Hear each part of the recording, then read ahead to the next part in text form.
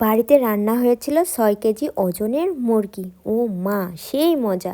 আজকে আমাদের বাসায় এসেছিল আমার বড় আপু, আমার দুলোভাই আর 3জন ভাগ্নে। সবাই আসা উপলক্ষে আম্মু কিনেছিল একটা বড় সাইজের পোলট্রি মুরগি, যেটার ওজন ছিল 6 কেজি 500 গ্রাম। আর এটা ছিল বাড়ি পোষা একটা পোলট্রি, যার কারণে তেল চর্বি ছিল ভরপুর। আর এই পোলট্রি কিন্তু ভাত, চাল এসব খেয়েই মানুষ হয়েছে।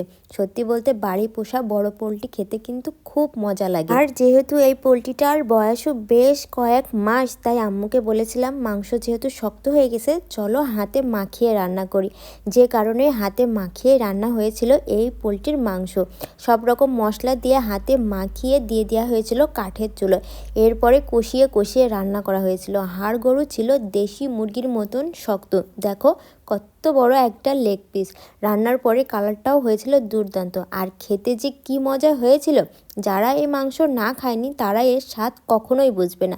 আম্মুকে বলেছি সামনে বছর তুমিও কয়টা এইভাবে পোলট্রি পুষো। আম্মু বলেছে, কেন, তোদের নাকি লাগবে না, তোরা নাকি খাবি না? সত্যি বলতে খাওয়ার পরে মুখে লেগেছিল।